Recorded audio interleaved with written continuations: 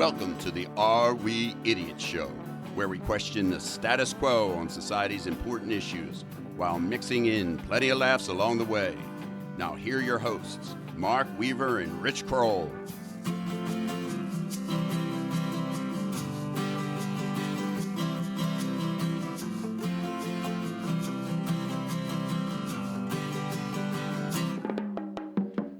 Hello again, everyone, and welcome to another edition of the Are We Idiots Show. We are your host, as always, Mark Weaver and Richard Kroll. Mark Weaver, great to see you on this cloudy day.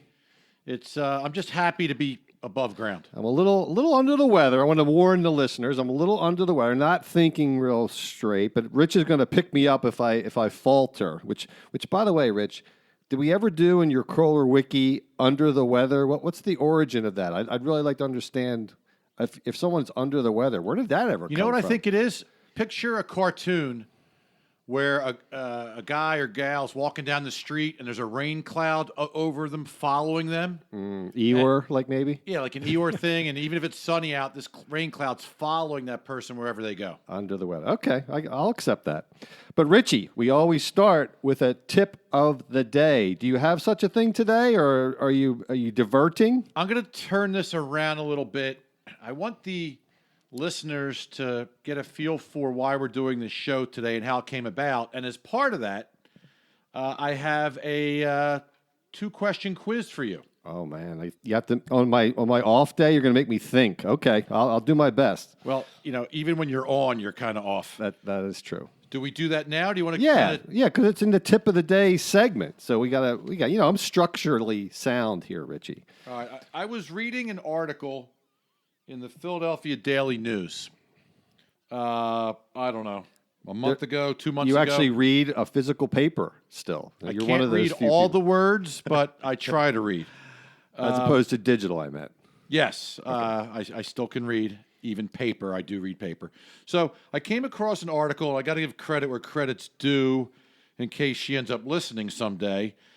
Maria Panaritis, she's a Philadelphia Daily News, reporter. And she had a one-page article called Just Staying the Course. We were pretty nasty decades before social media and Trump. So I started reading this, and the light bulb started going off. So let me read the 2-question quiz that the article opened with. Lay it on me. Let's play a game. I write down some words, and you guess the year the bunch appeared in the newspaper. So here are some quotes from newspapers. Gotcha. First one, greeting card companies have added drop dead and you're an a-hole messages to their product lines. Other entrepreneurs deliver bouquets of dead flowers and revengograms of rotting fish. Second quote, high school sports leagues have started banning post-game handshakes to avoid fistfights. Third headline, Donald Trump is forever referred to as a stubby-fingered vulgarian. Okay, was that last year? They're all in the same year? They're all in the same year. Okay. Was that last year? Was that 2009, 1999, or 1989? I'll say 89. You are correct. Because I think this is going to go along with my retort today. That before we even get in, the listeners don't even know what we're talking about unless they listen to the last show. But we are talking about the angry populace today. But I think I have an idea where this is going from your perspective, and I have a good retort, or at least a hopeful explanation. So, all right, well, hold on to your I know, thoughts. I'm getting way ahead of you. Way ahead. I know. All right, consider some of these other warm and fuzzy sentiments that came from other archives. The current decline of civility is unprecedented, especially in the United States. Number 2, one reason where people are jerks is because they know they can't get away with it. They can get away with it. Right. Years ago, we thought someone would stop us or punish us, or our conscience would bother us. Now police are overworked, Religion is ignored, and students have no fear of teachers. Teachers have fear of students. And then lastly, there's a cynicism about playing by the rules. Virtue isn't seen as its own reward. It's seen as a sign of foolishness. Nice guys finish last. Was that last year, 2015, 2005, or 1995? Well, I would guess 1995, but just for fun, I'm going to guess 2005. All right, 1995. Right. So the point is, and we'll get into this in more detail, Right. these answers are fairly surprising because they all sounded like it could have been yesterday, right? Right. Example number 1 was 30 years ago. Example number 2 is 25 years ago. So incivility is all around us today, but it is a movie we've apparently already seen. So that kind of tees up where we're going with this. We are, and we're talking about the seemingly angry population of the U.S. But let's first thank our patrons, Richie, Mark Zolotnikoff, Eric Weaver, George Muldoon, Mike Smalls, Chris Barbie, Scott Carney, Alvaro Puga, Larry Helms. We surely appreciate all of you, all the patrons. We'd love to have more patrons. If you guys can, that are out there listening to this, go to our website under supporting listeners. Go click on our Patreon link, and for $5 a month or $10 a month or $15 a month, whatever you feel led, you can help support our show and help us grow our reach. So on the show today, Idiot of the Week. Rich has a few of those to nominate. Then we're going to talk about the angry populace. And then we're going to conclude. I'm going to give you a little quiz, Rich. Wow. I'm going to read the text of some famous rants. Exciting. And then you're going to tell me who was the perpetrator of those rants. I think you'll be able to get most of them. I made it pretty easy. I didn't make it super easy, but fairly easy. That would be great. All right. So, Richie, you have some idiot nominees for me? Yeah, lay them on me. I'm kind of flying off the cuff here. It's doing some impromptu stuff. I'm going to combine a dual nomination from the Super Bowl. Now, this was not part of my Idiot of the Week nominations coming into this, but when I thought about it, I'm going to throw these in as kind of a 1A, 1B. Okie dokie. And then I'll have a third one. Does it have anything to do with Mr. Rogers? You see, the listeners, I'm drinking my hot tea with lemon out of a Mr. Rogers mug I actually today. love that Mr. Rogers coffee teacup. And by the way, the specialty of this mug is when it's cold beverage, it's a blue sweater, and when it gets hot, when it's hot beverage, it turns to a yellow I sweater. actually want to go out and buy that. Okay.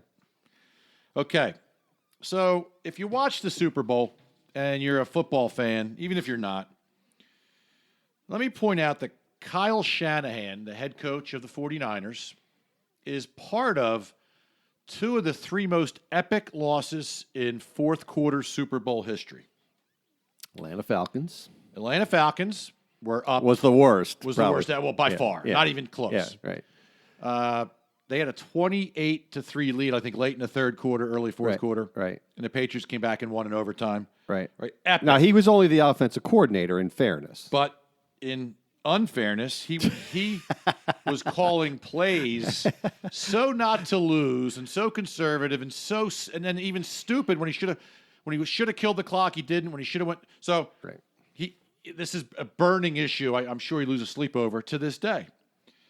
Fast forward, Super Bowl 54, 2020.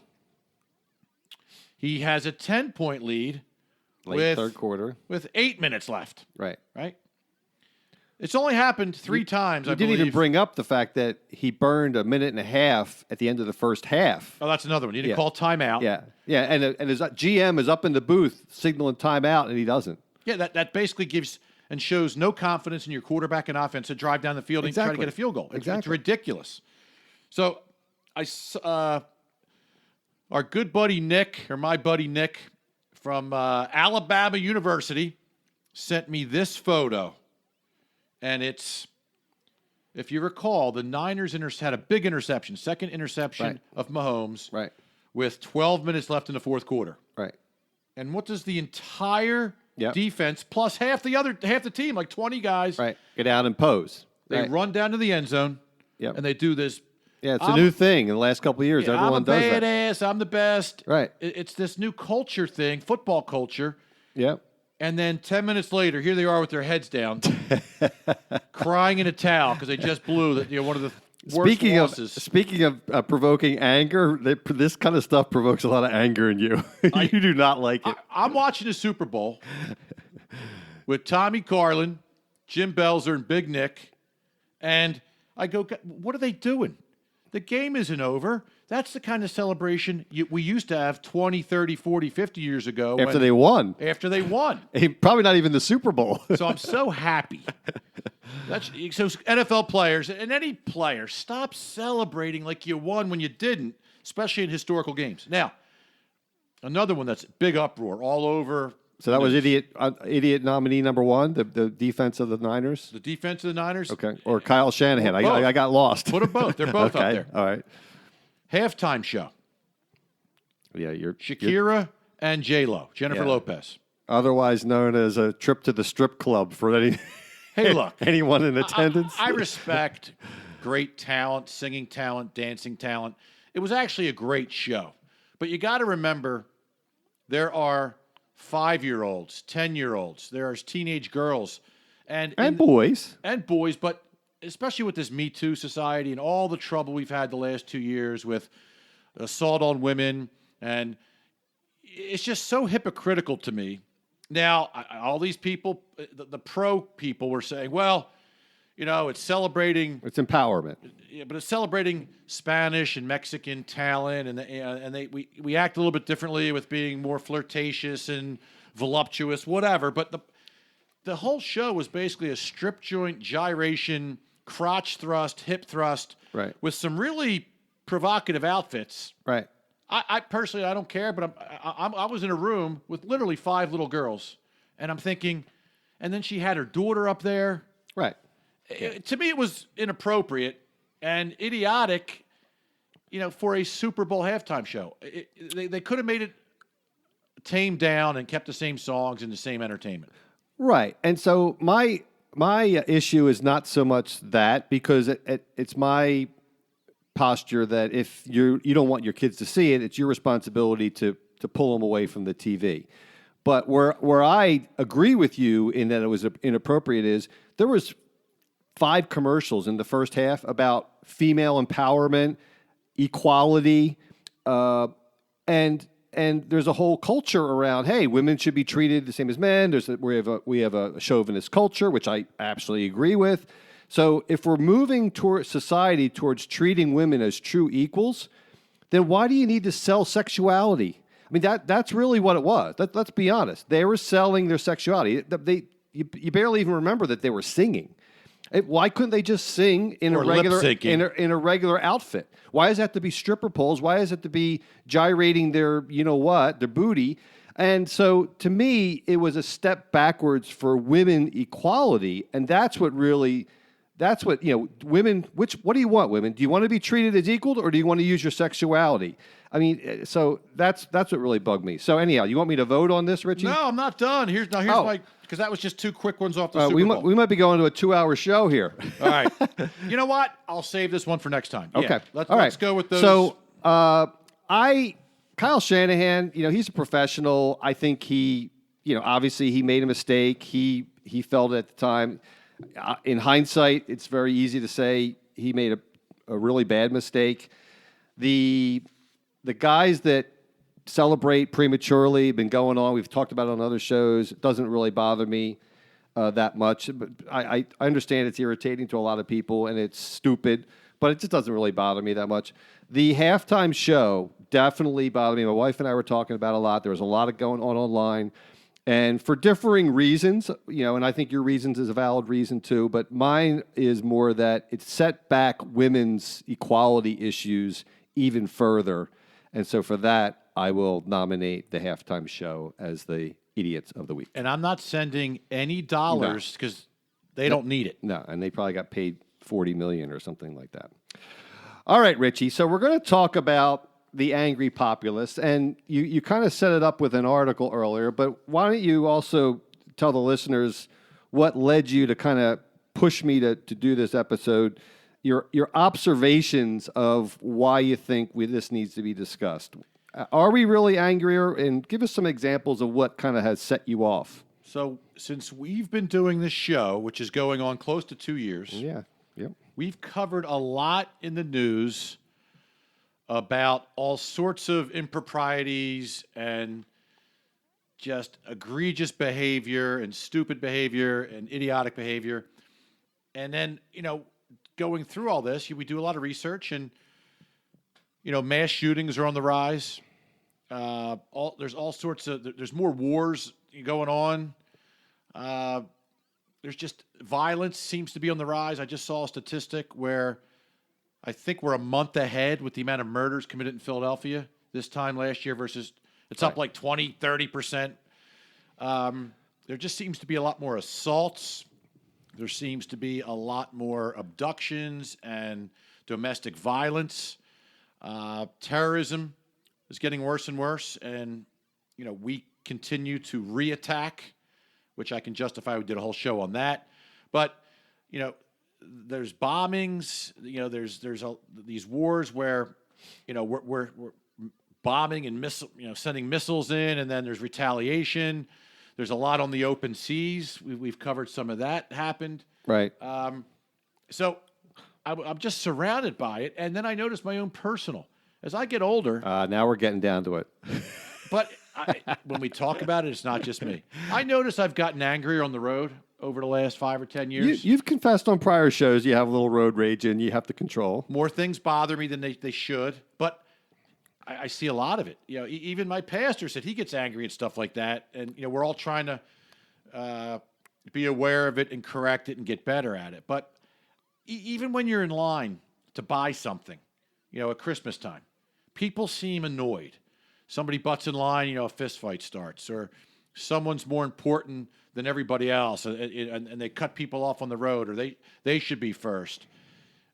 There just seems to be an overarching premise in society that I've witnessed where we seem to have less patience, we get anger easier, and therefore it's escalating into more assaults, murders, mass murder, shootings, wars, et cetera, et cetera. Okay, so here's where I'm going to push back on you. So I will agree with you on the former, but not the latter. So yes, I think we are busier, we are less patient, we have more things going on in our lives, but as we've covered, it was probably a year and a half ago, Steven Pinker did a book on actual stats, and actually murder rates are down a lot. Now, Philadelphia and anecdotal cities may be up or whatever, but overall in the United States, rapes are down, murders are down, assaults are down. All violent crime has been declining for a better part of 30 years.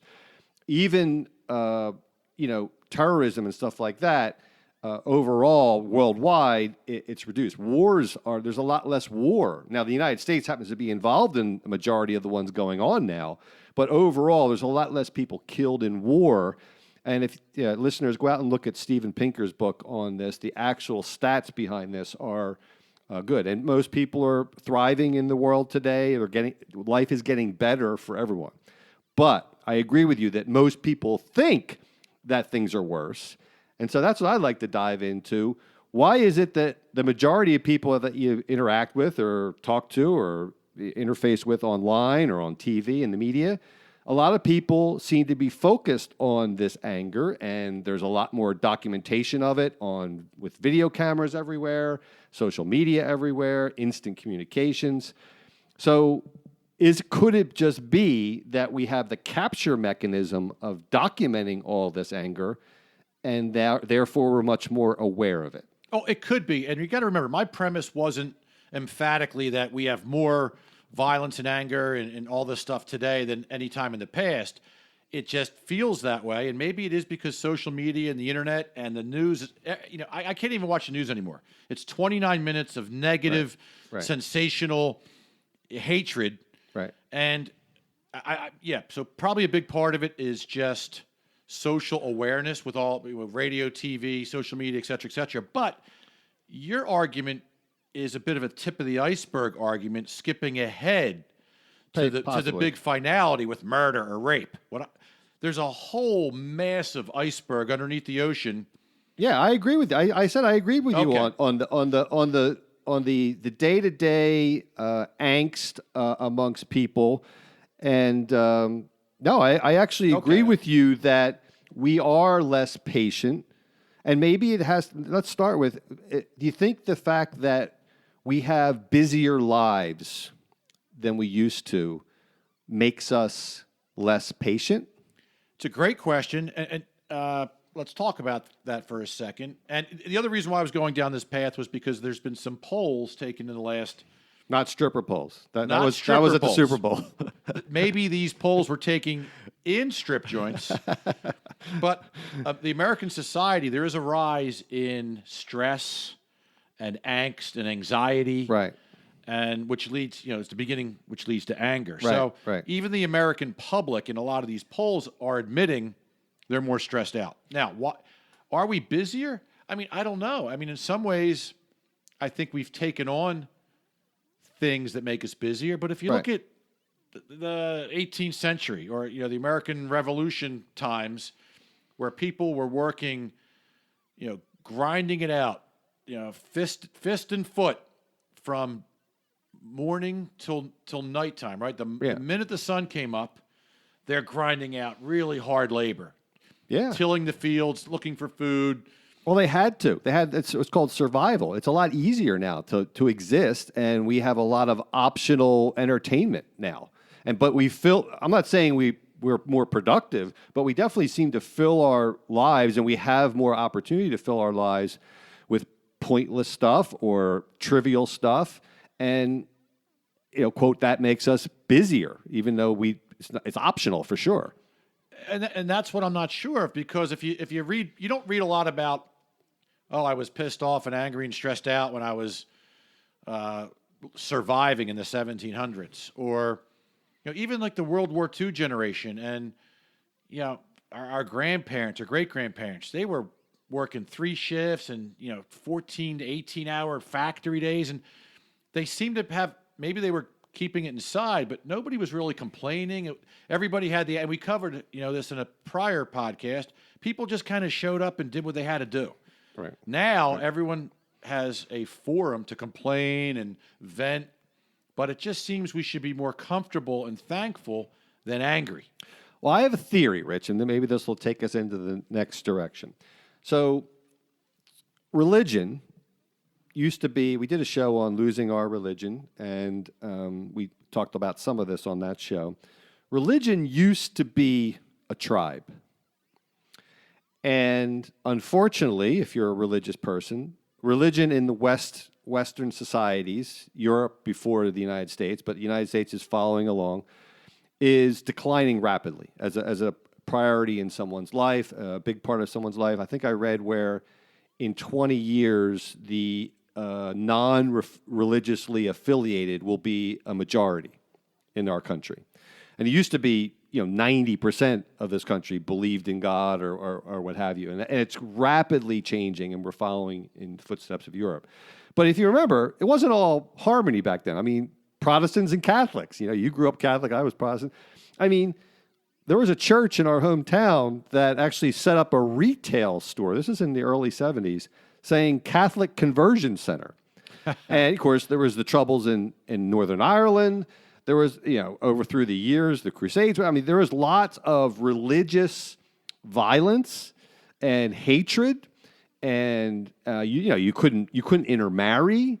Certainly, there's some of that now in the Muslim faith. I mean, you could take your life in your hands if you intermarry. But largely in the United States, if we're focusing our discussion in the United States, I think a lot of that's gone. I mean, you never really even see that kind of religious zeal and religious division anymore. Don't you think that, and my point is that there are other things now taking that place, this tribalism, political tribalism, socioeconomic tribalism, but there's no more religious tribalism, or very little. Mark, can I call you Mark? He can. Sometimes you actually add value to this show. Once in a while, great while. This is a great, great premise, and I'll tell you why. A lot of times if you look at your own life... I didn't like you when you were a Catholic, by the way, because I was a Protestant. You disliked me. It was very evident. I'm kidding, of course, listeners. People used to talk about it. So a lot of times if you just look at your own life and what you did in the past, what you're doing today, and your mentality towards it, and then your behavior, if we consider ourselves kind of like a lot of other people, maybe I'm not really like a lot of people. I'm quite different. Thank God. But if you look at your own behavior and you're in a peer group, whether it's a socioeconomic peer group or your church peer group or your neighborhood peer group or whatever, right? Like minds think alike. And Right. I went through a 20-year period where I was not religious at all, and my behavior sure as heck showed it. Now, I'm more religious. I volunteer at church, blah, blah, blah. I'm in a small group to talk about stuff like this, and it's absolutely made me more aware of how I behave and how I think and how I act and what I say and what I do. And sometimes, I'm not doing anything terrible, but because of this, it actually impacts decisions I make. So Right. if you're saying that's going the opposite way and fast, and I think back to what I was 30 years ago, then absolutely this answers a lot of the So problems. we have a one-person survey, one-person sample size to prove the theory. I am representing a But do you think that small group. Do you think that evolutionary biology, prevents us from breaking out of a tribal mode? Like I think we're attracted to tribes. We're attracted to people that believe and think like us, and we like the comfort of the commonality and the comfort of the group, and that used to come largely from religious affiliation in our society, and that's waning. So people look to gravitate to another group. Are you asking me if birds of a feather flock together? Yes, that's a good one. We should put that in the Kroller Wiki sometime. Yeah, But no, do you think people are constantly seeking a group because maybe it's just evolutionary that's how we had to survive in the old days, and so it's built into our DNA that we need a group. Well, there's power in numbers, there's comfort in numbers, but in the last 2 decades, again, social media and liberal colleges are teaching everybody to be an individual. Don't worry about what other people think. Go with your gut. Be an outlier. Step out on the plank. Whether it's and it could be bordering on violence. They were promoting when we did the show on the college, protesting against the college and actually the opposite of free speech. Right. They were promoting using violence to get your way. Right. Promoting Because- sexuality. Don't worry about, start having sex when you're 12 years old.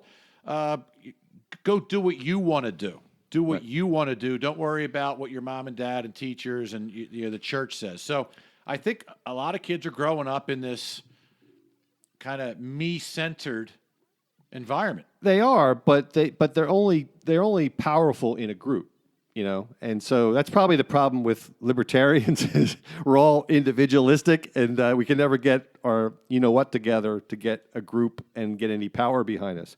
I have another theory, Richie, behind this. So, remember Jerry Springer? Of course. Okay, Jerry Springer, if listeners are too young, had this show in the probably late 70s, early 80s, something like that. And Geraldo Rivera was kind of along the same line. But Jerry Springer basically made a name for himself by promoting conflict on a show. It was like the original reality TV. And he'd actually bring people together that were, cheating spouses or whatever it is, kids that hated their parents or whatever, and there was a bouncer. There on was the show. bouncers on the show. So, and he promoted anger and he promoted conflict, and it was a big hit. And that led to Geraldo doing it, and I guess other people followed suit. And of course, that now we have reality TV shows, and they're always trying to spark conflict. Cable news, it used to be when you and I were young that it was Walter Cronkite, Tom Brokaw, Peter Jennings, whoever, and they basically, said the news straight or what have you. Now we have cable news that it's, if it's Fox News and Breitbart and Rush Limbaugh, who by the way just got diagnosed with lung cancer yesterday, but and then you have on the other side you have MSNBC and Vox and some of the. So you have TV and media that is all over our world that has an economic incentive to promote anger, promote consternation, to promote disagreement, and to attain viewers because we're attracted to it. So I think our culture and our media has supported this move towards being angrier at each other. You know, wow, another theorem. You told me you were going to have a down day. You weren't feeling it. This is one of your better shows I've ever sat across. I may crash by the end. You probably will. So, what do you think of that theory? Funny you should say that because, we are promoted to stand up for yourself, be tough, and don't take any crap, and create your own personal justice. And you can't do that with a flower in your ear and tiptoeing through the daisies. Right. You actually have to kind of get angry to do that. Right. So right. It is promoted, and then sometimes it's even promoted as funny. So, well, you could make an argument that Trump does that. I mean, Trump is, at his heart, is an entertainer, even though he is divisive. I think divisive or divisive? Divisive. I say divisive. Yeah, that's the right way to pronounce it. That's the way us Wharton people pronounce Holy it. Holy cow! No, don't you think at some level? I think he's a jerk to begin with, but I think at some level he sees it as entertainment, and he sees himself as an entertainer, and he's divisive as an entertainer. Can you just say divisive once? All right, divisive. Thank you. So, absolutely, Trump's no dummy, right? You can love him or hate him, but he absolutely jumps into situations where it's free publicity. Half the people are going to laugh and go, yeah, that's why we love Trump, because he says things we're thinking, and he says things politicians in the past didn't have the guts to do. And then, the other half go, is he out of his mind? He's the cruelest man on earth. Crazy. But now, he's got their attention as well. But, even one of my wife's favorite comedians, or at least recent favorite comedians. Jill Christie Kroll. Jill Christie Kroll. We learned that last episode, by the way. She goes by her middle name. Is this guy who is very funny. His name's Sebastian Maniscalco. I have seen him. He's a stand-up comic, and he's this, kind of right off the boat Italian parents right. who barely speak English. Right. And he's that New York kind of prototypical, right. Stereotypical wise guy. And his whole shtick is he's annoyed, he's irritated, he's angry, and he points out real-life situations. Right. He was doing a bit where he was in line to get, what's that hoagie shop? You order as you go along. Give me that meat, give me that cheese, give me that bread, and you build Subway? it as you go. Subway. And I try to avoid Subway, by the way. It's awful. It's awful. Well, whatever. It doesn't have good bread. I'm not trying to. This isn't about is Subway good or not. It's Sorry. about. So he's. I was being divisive. You're being divisive. So he's behind some lady, and she's taking 20 minutes to order her sandwich, and then she's saying, "Well, instead of the olives, can I get double meat?" I'd be losing my mind. Or if I don't get, if I don't get the sesames on the roll, can you make? What do you recommend?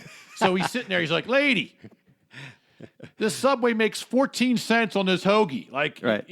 So, and it's hilarious, but he's angry. Right. And it's funny. And then I think it starts to, there's a way to be angry and funny at the same time. So it's interesting. Right. And I think all these examples, if they just keep building and building, it becomes more and more acceptable. Then other people think there's no, like you said earlier, there's no shame in being outraged or angry or confronting someone. And I think in the old days, this is where I'll agree with you. The old days, it was much more common to give someone the benefit of the doubt. Okay, well, so if they said something, borderline, then maybe they meant it in a good way. And I think nowadays they think, oh, okay, they definitely meant it in a bad way. So I think we've lost that. And it happens on text strings that we're involved with. People misinterpret things and they assume the worst when someone could assume the worst. You wouldn't be one of those people, would you? I think we all are guilty of that. Text communication is not worst. the same. It's the worst. Yeah. So, or email, whatever. So I do think that we've become beaten down, I guess is the best way to say it, by this acceptability of anger and outrage. Outrage is a currency, especially on social media. you only get noticed if you say something outrageous, and that becomes a currency because on social media, we talked about this on the social media show, that's how you make money. If you're a, quote, influencer or you have a lot of followers, you actually can get advertising, you can get sponsorships, promoters. So, outrage has become a currency, just like data is a currency. I agree. I mean, what's one of the most entertaining format of discussion is the rant. Right. I rant. Right. And people always love when I rant, or typically. Wasn't there like a Stephen A. Smith show or something, The Rant or something, or I forget. Maybe I'm misremembering. But ranting, people, as long as it's not done in a true, demeaning or. I got one of those coming up in the end. But ranting can be fun if you do it right. So, right. But ranting is associated with anger. Okay, so are we? So we've explored the psychological, societal, and maybe emotional factors. I'd like to discuss one more piece before we move on to the final stage. What about socioeconomic, Richie? Trump, as we've talked about on other shows, tapped into anger for largely white working class voters, largely in the Midwest. We talked about this on the Electoral College show. Based on the fact that their prospects in life aren't as good as they used to. So the manufacturing sector, which has largely been outsourced to other countries around the world where there's a lot cheaper labor, and they're never coming back, by the way, Trump voters. Has that contributed? If your prospects are weak, don't you think you'd be angrier? I mean, you'd be discouraged and depressed, and I guess anger. I think that's a big part of why we're more angry now. Well, since all your premises so far have been spot on, I might as well agree with the last one. Trifecta. As well. Absolutely. I mean, that's desperation. You got to blame someone, right? We both travel quite a bit for work, and I get to see things that are disheartening. I mentioned this before. Coming out of the train station in Manhattan, Penn Station, if you walk 2 blocks in either direction, you see a lot of angry people that are struggling, whether they're homeless or they're crippled or they're broke or they just have a bad luck or bad situation. They're angry, right? And sometimes they're shouting. Sometimes I once saw a guy shouting at a bank. He was standing out and just shouting at the windows of a bank. Right. And and you're seeing it now with the voters, the people that support Bernie Sanders and Elizabeth Warren. They're angry that they've been left behind, and they're going to try to vote to take other people's money to redistribute it. Well, and it's dangerous. If you combine not being as fortunate as someone, whether you're born into a tough situation, tough family, tough neighborhood, broken home, whatever the case may be, if you combine that with lack of religion, then you're going to get angry versus you call it the old days, but people in tougher situations, I think, said, hey, there's a better life to come. There's a better life to come. There's the good news. This life is short, right? We all know 50, 60, 70, 80, 90 years goes by pretty quick. Right. And, part of my struggle was Jesus' struggle or whatever. Right. If you eliminate that religious aspect, right, I'm going to just get angry and to continue to get angry at my own plight and blame others and most major religions teach a patience, a tolerance, a forgiveness. And again, if you don't have that in your life, how do you deal with some of the day-to-day struggles, which, let's face it, life's hard. Life's hard. Even people that have a good amount of material wealth or what have you, it's still hard. It's harder without it. I'll grant that. But life's hard. Life's hard being married. Life's hard having kids. Life's hard dealing with career.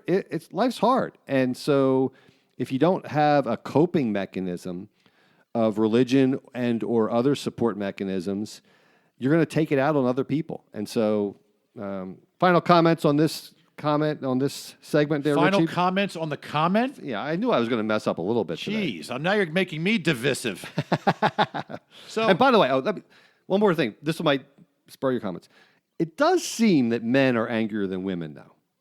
So I don't know what it is. I think men have mostly men have been leaders of the countries around the world for the history of the world, and they've started a lot of wars. And I do think that, at least my observation is, men seem to be angrier and at least act on their anger more than women. Well, that's a given, but that's science-based. Why is it a given? Testosterone is an aggressive hormone versus estrogen. That's proven. Maybe we don't have tolerance, or maybe we don't have discipline. Absolutely, testosterone leads to more aggressiveness. We might even touched on that in a past show. So here's my conclusion. Yep. You got me thinking in some good ways, as you always do, Yeah. dear Mark R. Weaver. Yep. Hey, look, anger, stress, frustration has been around for 10,000 years, right? I mean, there's plenty of examples going back with Genghis wars, Khan. all the way back, right? Religious stuff, Christians being persecuted, then non-Christians being persecuted, Hitler and all that stuff throughout the ages, right? I just think with social media and being busier and more pressure on our daily lives and being exposed to so much more news about rape and murder and assault and terrorism and war, I do think it makes us more stressed. And we may not have the ultimate result increase with murders and everything else mentioned earlier with rape, et cetera, and all that, the really, truly bad stuff, but we are angry as a society. And here's why this is a big risk. Just like the Sermon on the Mount, right? You can't just look at the final result, thou shalt not commit murder. You got to look at the first domino. And if you get stressed and you don't know how to cope with it, and there's other ways, whether it's yoga or stoic behavior, right? Stress leads to frustration, leads to anger, leads to assault and murder. Like it's a snowball. People don't just wake up and go, "Hey, give me my cup of tea and a Mr. Rogers cup," and then I want to kill somebody. Right. Yeah. Right? It's So a snowball. I think that the bigger problem is if we're going to increase anger across the board globally, it's going to ultimately lead to bigger problems. Yeah, and there also are a lot more people every year globally. So the sheer fact that there's going to be more incidents of anger just because the population is expanding. My final comment would just be that, social media, I think we all agree, can produce this. Media that you watch, Rich mentioned the news, but any kind of show that promotes this, these are all optional. They're not required to be a part of your life. You don't have to be on social media. You don't have to watch these television shows. You don't have to be part of anything. You can choose to turn away. You can turn the other cheek. And by the way, you can choose to be more charitable in your interpretation of people. That's something that, as Rich mentioned, I could do better myself. So try to be more charitable in interpreting what people say. Assume that they mean it in the best possible light, not the worst possible light.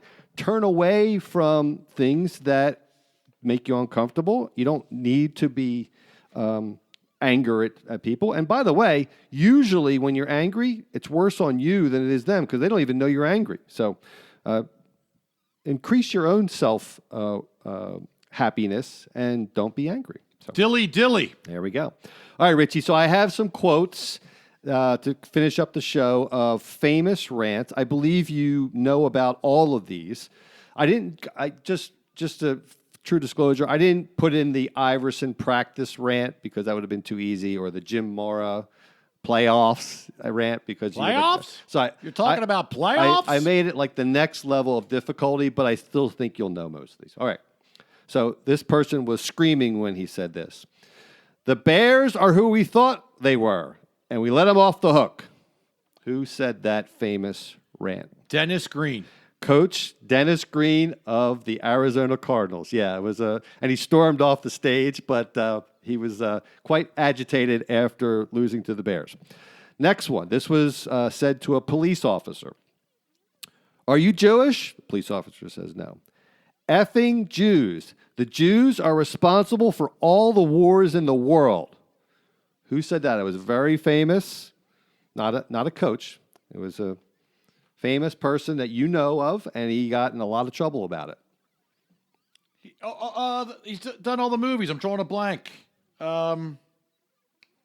Famous actor. 5 seconds. Oh, You're going to kick yourself. I know who this is. Mel Gibson. Mel Gibson. Mel Gibson, yeah. And by the way, it all also came out after that whole thing, because that was taped on a body cam. He came out that he had all these tape record. His ex-girlfriend had all these tape recorded messages. You ever want to be shocked at how someone could talk to someone, another human being?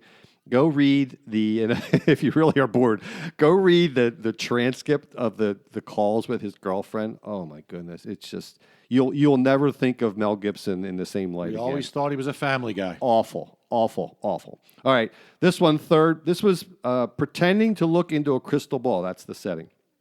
Quote, images are tough to make out. Now wait a second. I see something forming. It says that was a shit question. Who said that? I don't know. It's a very famous coach, Coach Bob Knight.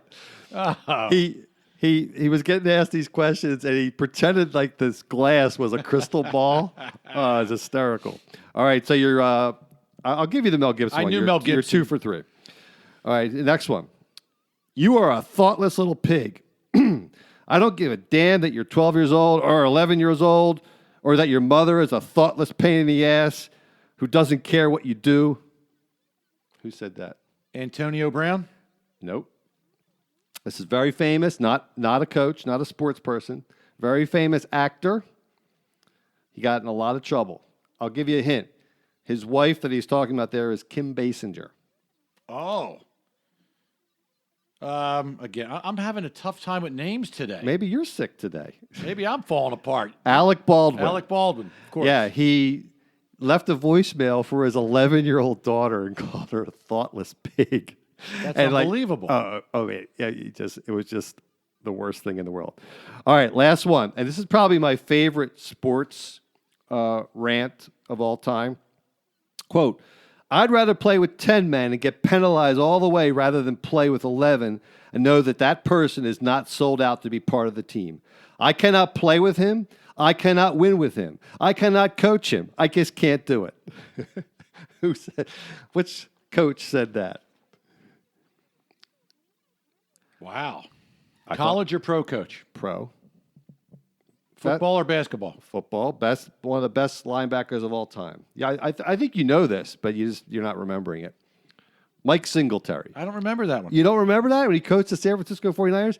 He sent Vernon Davis to the locker room with 10 minutes left in the game. He sent him off the sideline to send him into the locker room. Classic coach. I love Mike Singletary. He was not a very good coach because he was one of those athletes. I think Michael Jordan kind of acknowledged that he would be like this. You just can't, the elite players that just can't put up with mediocre players and just don't understand. They can't coach down because they're so used to it. They can't get these players to perform to what they're, in their mind, used to. Exactly. So anyhow, any final comments, Richie, on the rants or any famous rants that you remember that you'd like to bring up before we close the show?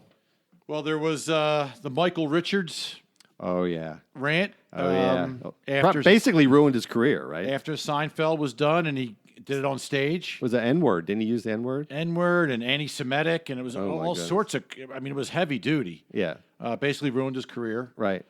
I think, who's that guy, Christian Bale? He had an awful rant, too, a couple years ago. There's a bunch of them. I could have gone through 40 of them, but for celebrities and coaches, but...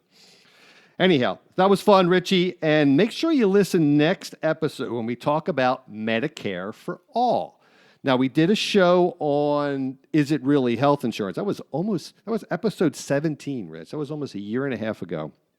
And I would encourage you to go back and listen to that, folks. It was a good episode. But the Democratic candidates are talking about Medicare for all. Even the moderate Democrats are talking about doing more expansion of Medicare.